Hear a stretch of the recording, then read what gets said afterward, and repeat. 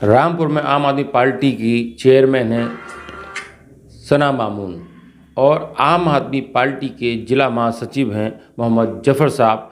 आज हम उनसे बात कर लेते हैं कि उन्हीं के वार्ड की जो सड़क है वार्ड नंबर 36 में वो किस तरह का दर्द बयां कर रही है। बहुत शुक्रिया आपका तशरीफ़ लाने के लिए पत्रकार बंधु। मेरा वार्ड 36 है और मैं वार्ड 36 से सभासद हूँ और आम आदमी पार्टी से मुझे टिकट मिला और मौका मिला। आप सबकी दुआएं रहीं और मैं वार्ड 36 से सभासद चुना गया। इसी तरीके से आम आदमी पार्टी से चेयरमैन साहिबा सना मामून खां को टिकट मिला और आवाम ने पुरज़ोर तरीके से उनको इलेक्शन लड़ाया और अपनी मोहब्बतों से नवाजा। चेयरपर्सन साहिबा को 18 महीने हो चुके हैं। आज उन्होंने इस शहर को 2 पार्टों में बांट दिया है, एक नया शहर, एक पुराना शहर। नया शहर वो है जिस शहर के अंदर पेरिस बनाया जा रहा है उस शहर को, और पुराना शहर वो है जो सड़कें अपनी बदहाली पर रो रही हैं। मेरे पूरे वार्ड के अंदर सड़कों के हाल अगर आप सर्वे करेंगे तो आपको मालूम हो जाएगा। करोड़ों रुपए के मैंने प्रस्ताव एस्टीमेट बनवाकर पास करा दिए हैं। जिस सड़क की आप बात कर रहे हैं ये 39 लाख रुपए की सड़क है घेर रहमत खां के अंदर, जहां पर लोग दंडनीय ज़िंदगी जीने को मजबूर हैं। ये सड़क 39 लाख रुपए की बोर्ड की पहली मीटिंग में इसको पास करा दिया गया था। इसके साथ ही साथ घंटाघर से लेकर के बरेली गेट तक बोर्ड की तीसरी मीटिंग के अंदर 40 पोल पास कराए गए थे, लाइटें पास कराई गई थीं और फुटपाथ पास कराया गया था। 12 पोल लगा करके ये एहसास करा दिया नगर पालिका ने कि किस हद तक भ्रष्टाचार चल रहा है।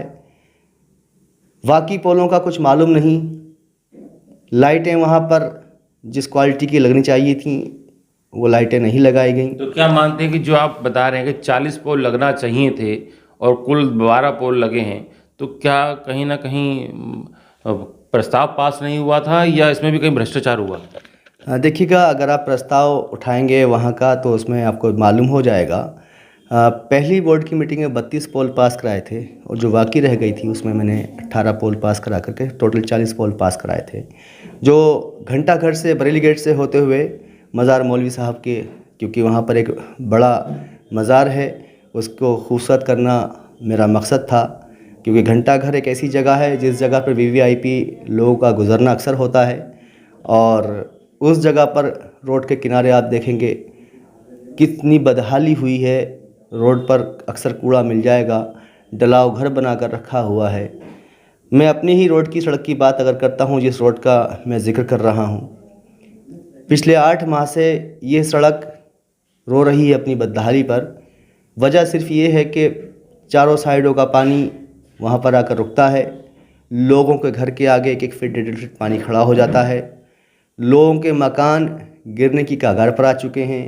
प्लॉट्स तालाब में तब्दील हो चुके हैं। लगातार नगर पालिका के जो अधिकारी हैं, मैं सबसे एक एक करके अलग अलग बहुत बार बात कर चुका हूँ।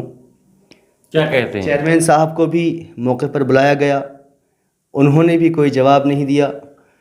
जहाँ पर ज़रूरी लगना है पैसा नगर पालिका का, वहाँ पर पैसा नहीं लगाया जा रहा है।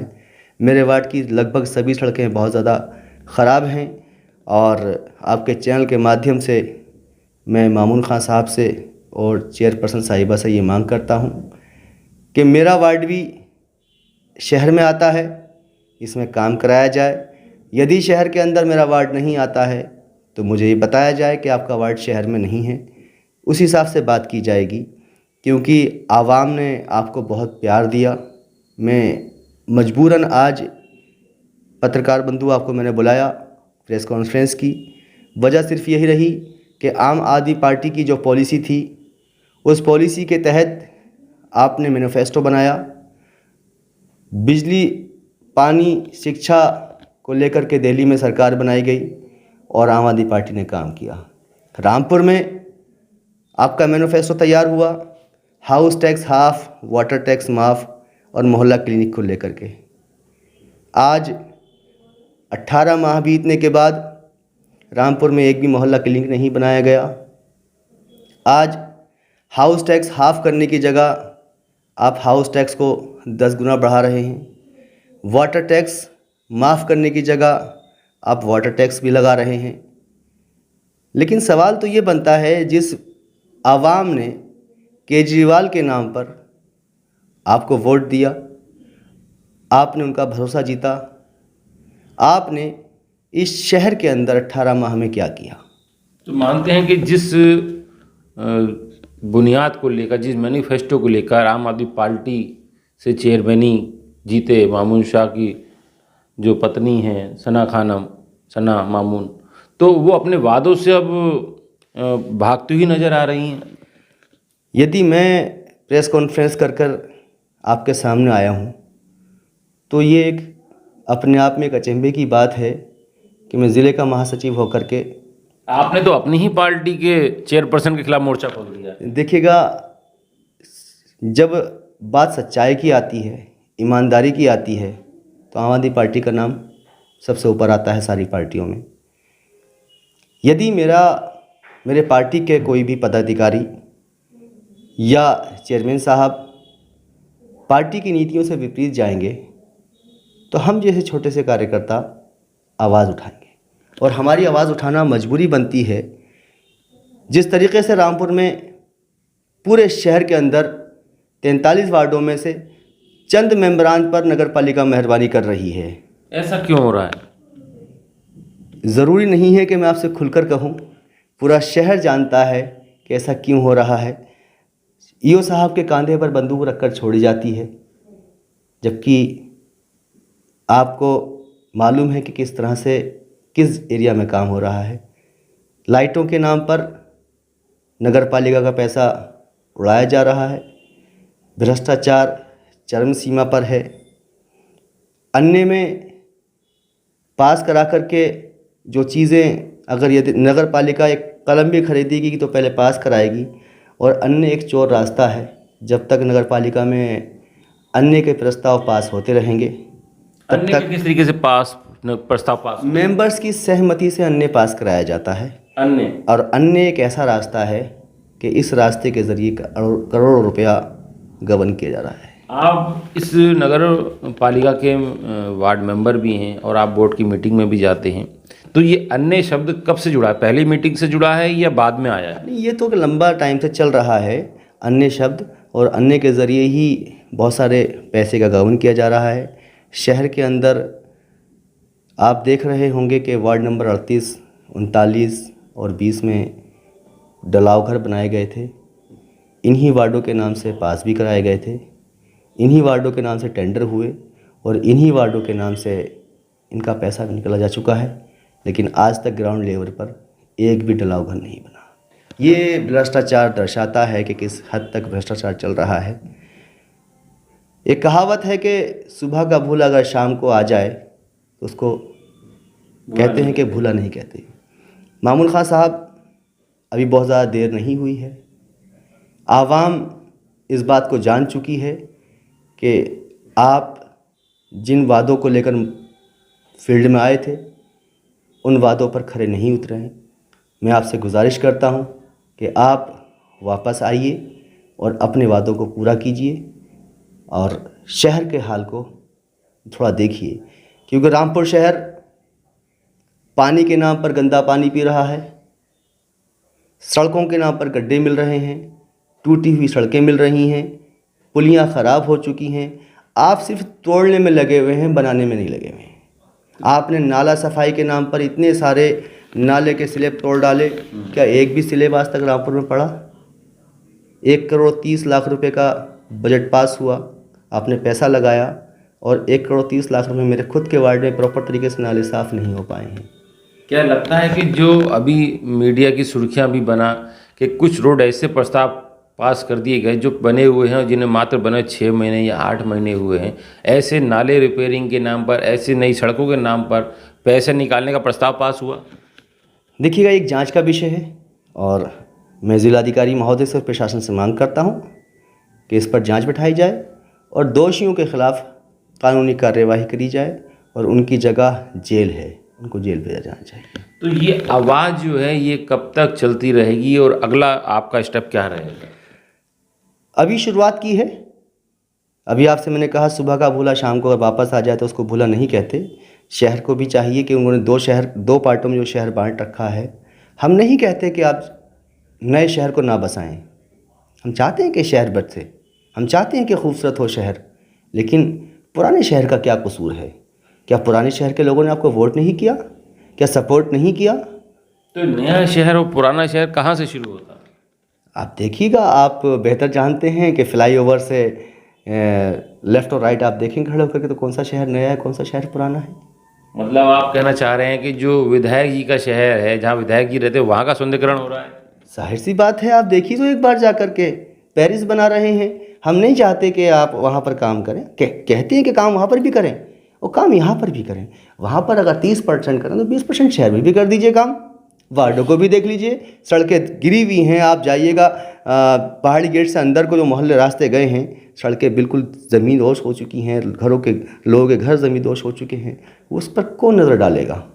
एक चर्चा ये भी चल रही थी कि मामून शाह जो हैं वो अपनी पत्नी चेयरपर्सन के साथ बीजेपी भी ज्वाइन कर सकते हैं, ऐसी चर्चाएं चल रही थी। तो क्या उसी तरफ ये इशारा है, आपकी समस्याओं को नज़रअंदाज करना, पार्टी की समस्याओं को नज़रअंदाज करना, और उस तरफ जो चर्चाओं का बाजार है उसको लेके क्या कहें? देखिएगा, वो उनका निजी मामला है।